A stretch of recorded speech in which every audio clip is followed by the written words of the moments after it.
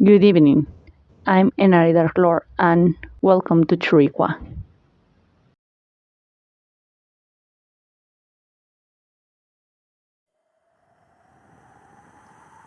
Knows the emptiness and fear left behind when someone leaves this world so suddenly. I'm from Myrká, and I'm afraid my fiance will do the same to me. Here in Myrká, there is a story, or rather a legend, about how death can return to take us with them. A long time ago, the local deacon, whose name no one remembers, had a girlfriend named Gatran, who lived in Baksa, on the other side of the Hörgandalur River. He decided to visit her to invite her to spend Christmas Eve together. He crossed the frozen river on his way back, but the ice began to crack, and although he did his best not to fall, he couldn't manage it. The next morning, a neighbor saw Faxi when wet and shivering.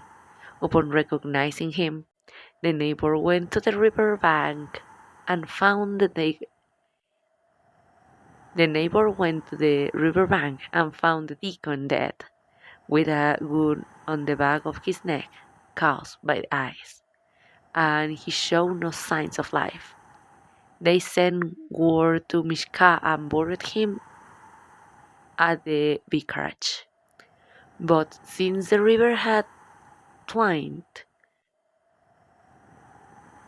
they had no way to notify Gotron.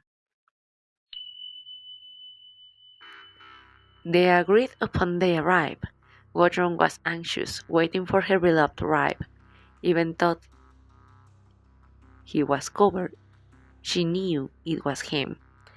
Given her beloved's usual haste, Gudrun put on her coat, but just one sleeve.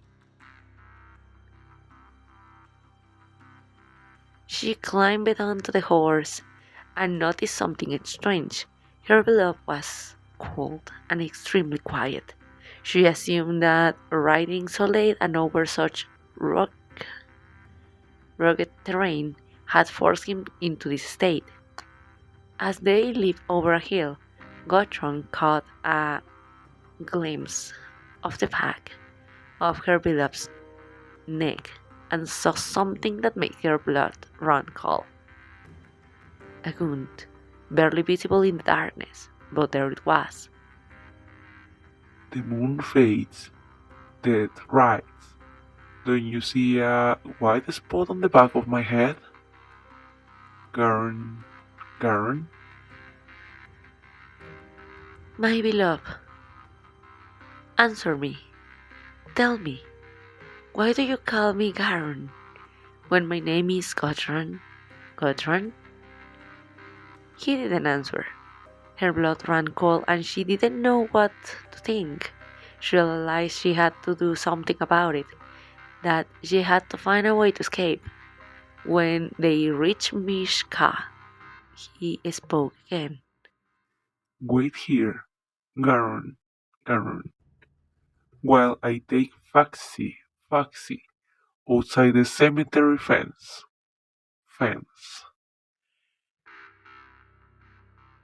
Now, it all made sense. He was no longer her boyfriend. He no longer belonged to the realm of the living. As she recalled, the dead who rise from their graves cannot utter the name of God, or any names derived from it, such as her own. Not to mention that he wanted to take her to the grave with him. As she dismounted the horse, she began to run away.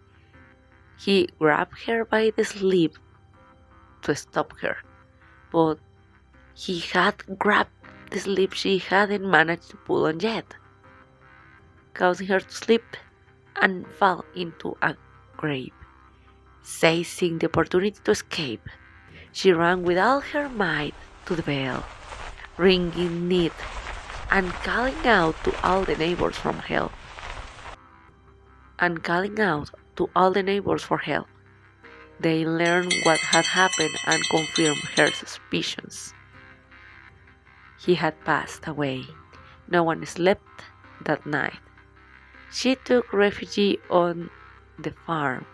She couldn't live there or stay alone. They knew he would come out at night, and so it was.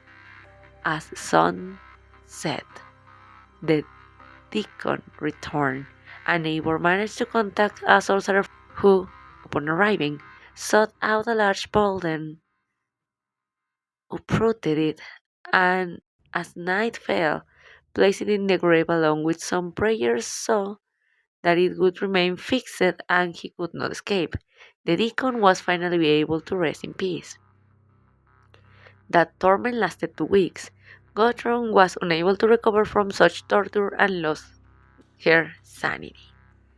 As for me, I've just lost him. I lost my fiancé. I received the news only a few hours ago. We were hoping to go out tonight, and now I see him knocking on my door. I'm here, my darling, darling. When will you open the door to be with me? My love. Love?